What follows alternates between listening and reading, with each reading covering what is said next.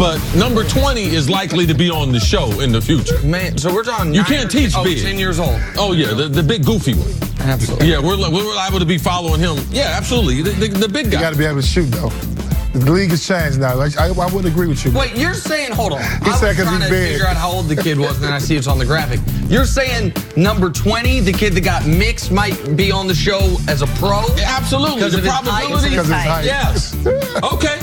Okay. All right, mark it down. Anonymous number 20. Guys, I can't mark 9 any more years down. I from have now. 37 pages of things I've marked down from the two of you already. What are you talking about? There's 16 things today alone that we have marked down where he's right and you are not as right.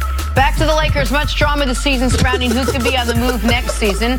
Several key players have the option of being free agents, including KD, Kawhi, Klay, Kyrie, Kemba. Antoine, if your name starts with K, you are most likely going to be free agent this offseason. Magic Johnson was asked about the summer of 2019, and he said, hey, it's a great class. We just want to get one of them. Antoine, who's the best fit to pair with LeBron in free agency? This is such a hard question. I think it's the obvious. You know, obviously, you start with Kevin Durant and Kawhi Leonard. But I don't think neither one of those guys are going to L.A. I think they got individual missions of their own that they're going to take care of. But I think the best fit, that's Klay Thompson to me. I think Klay Thompson will be the best fit. He's a knockdown shooter. LeBron needs a shooter. I don't see LeBron coming off the ball any point. I mean, you look at some of the point guards. You look at Kemba Walker. You look at Kyrie Irving, and you're like, well, maybe one of those guys fit better with him because he has sets with Kyrie. But I don't think LeBron James is coming off the ball. So I think if he can add Klay Thompson, and Klay Thompson's a two-way player. He can go, you know, he's a good defensive player. I like him with LeBron.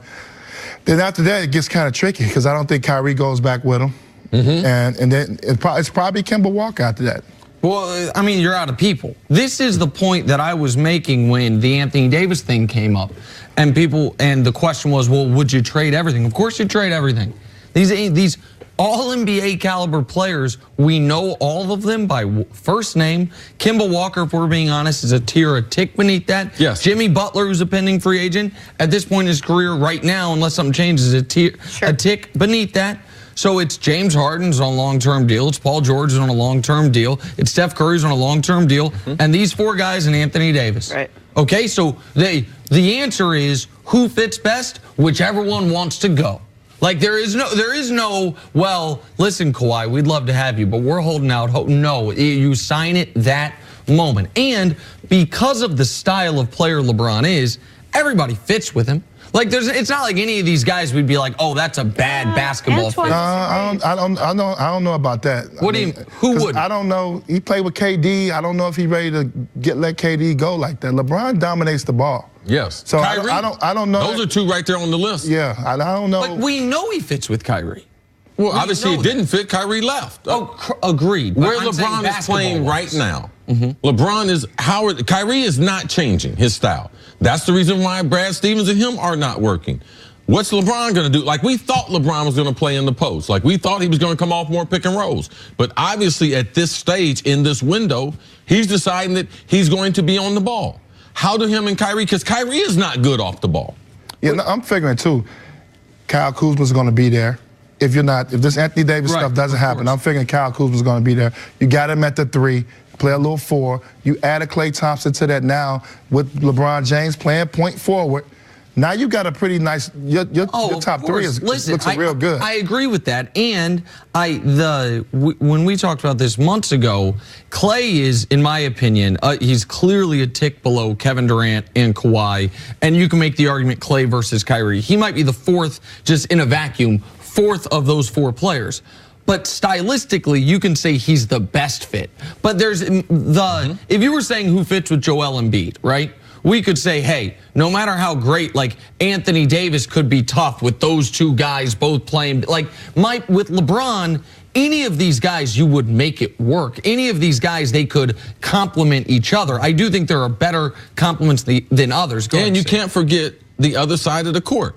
This is the NBA. You got to play some defense. That's why you mentioned not only the shooting with Klay, not only the younger players that are, especially with Kuzma. That's a nice big 3 right there with Klay. And you're going to get that night in, night out defense that Clay. That's why I don't believe him and Kyrie. Also from an injury standpoint, man, Kyrie is no workhorse of a basketball player. You can't expect him to play 75 games every season. And from what I'm seeing from LeBron ain't putting no effort into that defensive end. That's not going to get any better until you get into crucial games and into the playoffs. That's why I believe that the other players at this stage, because we have to be realistic. Who LeBron is and where you think he's going to be in 12 months or in 24 months. He's not going to be a better defender. Well, Magic has to get a plan B. I mean, obviously, you start with the top. You try to get AD. That doesn't work. Then, obviously, Kevin Durant, you don't think he's not coming in. Kawhi Leonard. You got to start looking at some of those other guys on who you can actually add to this team and make a big difference. You can't get it wrong.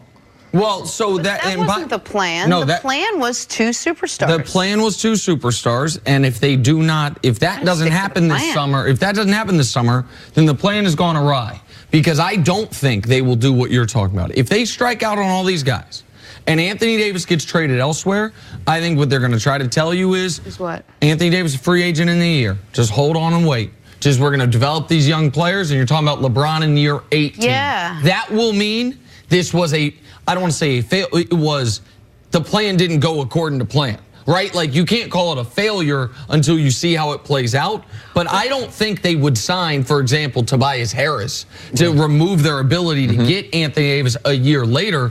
But you would be punting on a championship chance in what would have to be one of the last years LeBron has as the best player in the league. Yeah, that would not be the plan, Jenna. Yeah. Like, that would have been a major, major failure. You cannot go through the first 2 years of LeBron James and not be a playoff threat. Here's my question. The way the Warriors went out and basically got Kevin Durant with the thing and the Hamptons and the whole big shebang, whatever, can't LeBron do that with one? LeBron's the greatest player, arguably, to ever play the game. He can't go out and sort of get one of these guys to want to come buy into the Lakers system and play with him? So again, I think it's important that we talk about the specific names because it's not nebulous. We know who they are. So Kyrie Irving, can he go recruit Kyrie? I think he'll try during the All-Star break, but if Kyrie leaves Boston, I think it is most likely to go play in New York, a place we know he wants his own he has team. had designs on. Fine. If Kevin Durant leaves the Warriors, it is because, first and foremost, he wants to become